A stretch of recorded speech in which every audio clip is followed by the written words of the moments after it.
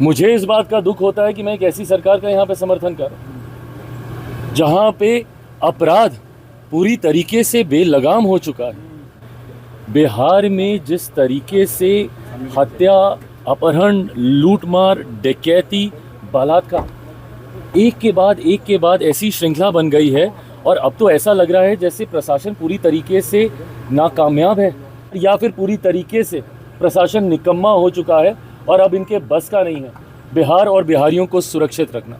नमस्कार, TNX news देख रहे हैं आप। मैं अभिषेक कुमार। बिहार में कुछ ही दिनों बाद विधानसभा का चुनाव होना है, लेकिन इस वक्त ज़बरदस्त राजनीतिक उबाल देखने को मिल रहा है।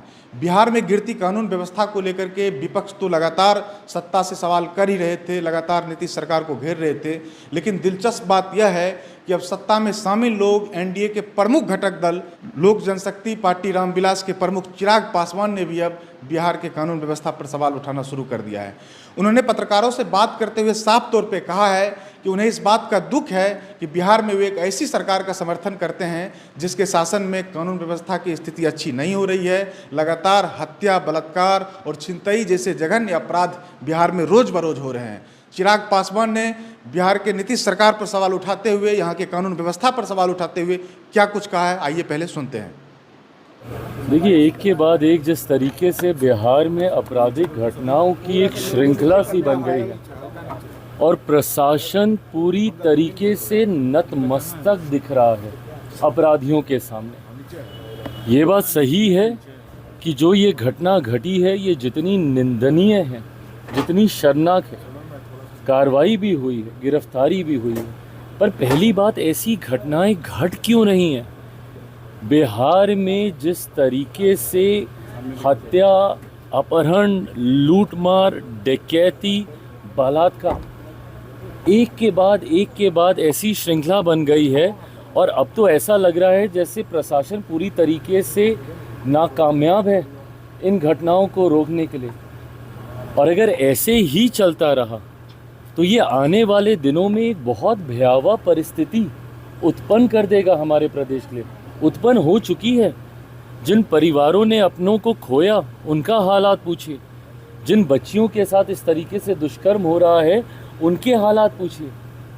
आज अगर इस तरीके की बातें भी कही जाती हैं कि चुनाव के कारण ऐसी गतिविधियों को असामाजिक तत्व अंजाम दे रहे हैं, अगर चुनाव भी एक कारण, और मैं भी मानता हूं कहीं ना कहीं कि संभवतः चुनाव भी एक कारण है, सरकार को बदनाम करने की साजिश के साथ संभवतः इन घटनाओं को अंजाम दिया जा रहा है, पर तब भी जिम्मेदारी तो प्रशासन की ही है ना इसको नियंत्रित करने की।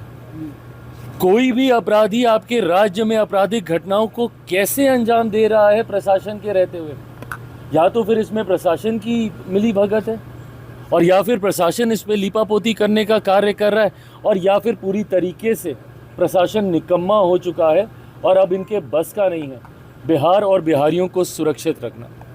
ऐसे में पुनः एक बार मैं बिहार सरकार से आग्रह करूंगा, ज़रूरी है समय रहते हम लोगों को इसके ऊपर कार्रवाई करने की। मुझे इस बात का दुख होता है कि मैं एक ऐसी सरकार का यहाँ पे समर्थन कर रहा हूँ जहाँ पे अपराध पूरी तरीके से बेलगाम हो चुका है। इस पे नियंत्रण पाना ज़रूरी होगा, नहीं तो इस तरीके से बिहार और बिहारियों की ज़िंदगी से होता हुआ खिलवाड़ बिहार को बहुत बुरे अंजाम तक। तो सुना आपने चिराग पासवान ने किस तरीके से बिहार के नीतीश सरकार को घेरते नजर आए।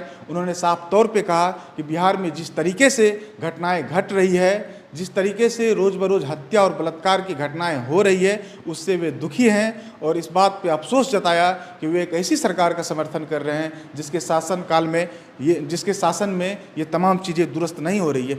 इसके साथ ही उन्होंने कहा कि ये बात सही है कि घटनाएं होती है, अपराधी पकड़े जाते हैं, लेकिन सबसे महत्वपूर्ण सवाल यह है कि यह घटनाएं घटती क्यों हैं। तो मिलेंगे इसी तरह के फिर किसी अन्य रिपोर्ट में, तब तक के लिए बहुत बहुत धन्यवाद।